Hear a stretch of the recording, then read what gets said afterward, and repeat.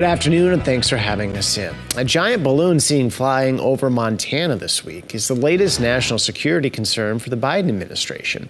It's believed to be a Chinese spy balloon, but so far Beijing is not conceding anything. Willie James Inman has the latest from Washington, D.C. Well, what the heck is that? People in Montana spotted the giant balloon this week. And at first I thought it was a star, but I thought that was kind of crazy because it was broad daylight. It was just really crazy to see. The Pentagon is convinced the flying object is a Chinese spy balloon, seen hovering over a state where the U.S. maintains nuclear missile silos. The chairman of the Joint Chiefs recommended against military action, and the Pentagon decided not to shoot down the balloon because of the danger posed by falling debris. The balloon is currently traveling at an altitude well above commercial air traffic and does not present a military or physical threat. Lawmakers also want to know what's going on. House Speaker Kevin McCarthy has called for a bipartisan intelligence briefing on the situation. For their part, China now says the balloon is a civilian airship used mainly for meteorological purposes.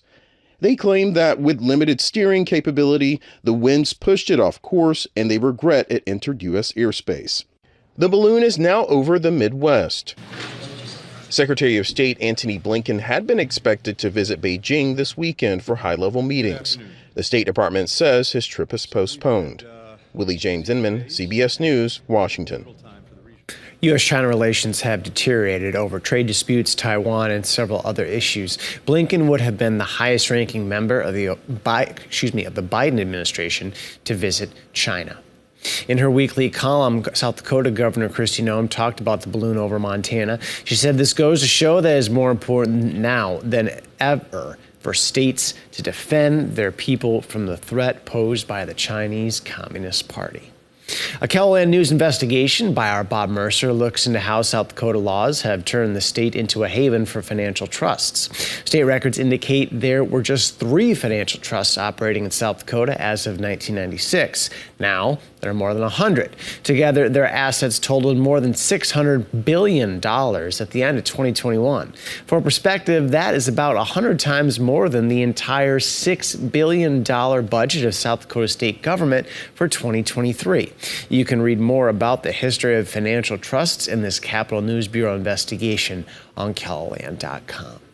A 45-year-old South Dakota man accused of making child pornography at the Kyle Juvenile Detention Center has reached a plea deal.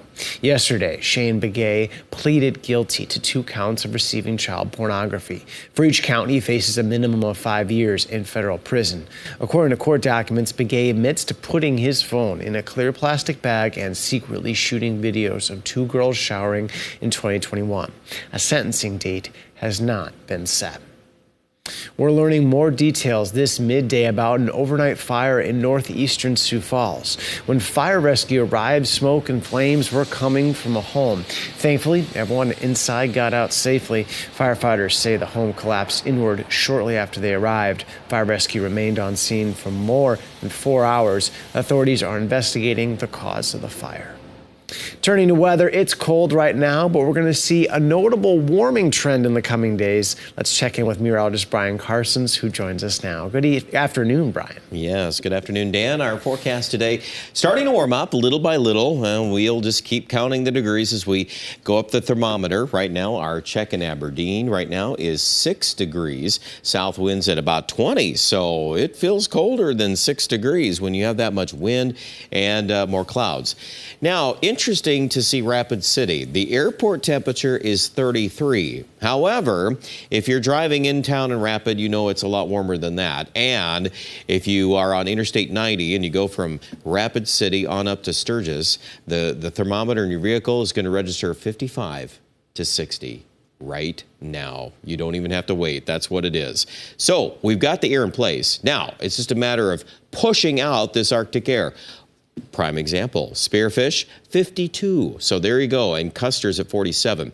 Now, what we think will happen here over the course of the next several hours, this is going to be slow and steady recovery. There's wind involved.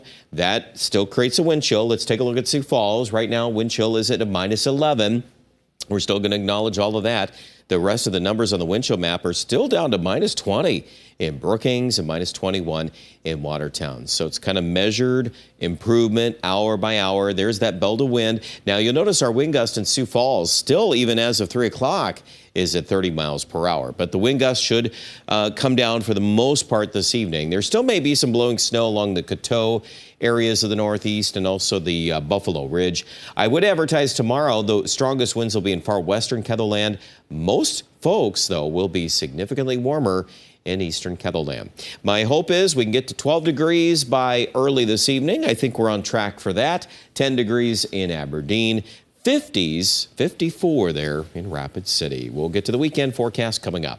Thank you, Brian. Inspired by the life-saving medical attention Damar Hamlin received on the field during a game last month, the NFL and American Heart Association will provide free CPR training in Arizona throughout Super Bowl week. The 24-year-old Buffalo Bills player needed to be resuscitated after making a tackle in a game against the Cincinnati Bengals. A Bills assistant athletic trainer performed CPR on Hamlin on the field. There will soon be another Crumbl Cookies location in Sioux Falls. The site at Dolly Farm on the east side of the city will open February 10th, just in time for Valentine's Day.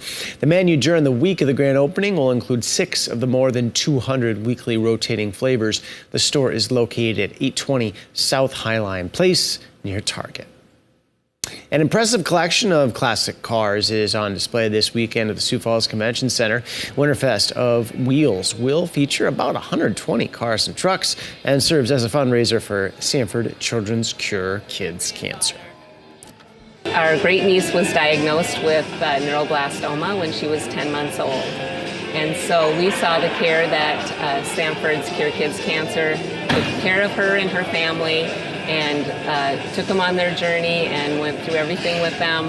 And so we just donated the first year to them, and we've just continued to donate.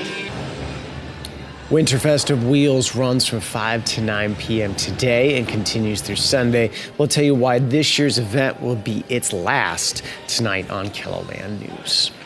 Frostfest starts in 2 weeks in Brookings. The event goes from February 17th to the 19th at several indoor and outdoor locations in Brookings. Frostfest includes an indoor farmers market as well as an art market. The Children's Museum is also putting on events for kids. Families can also check out an indoor golf tournament and golf lessons. Most of the events are either free or low cost.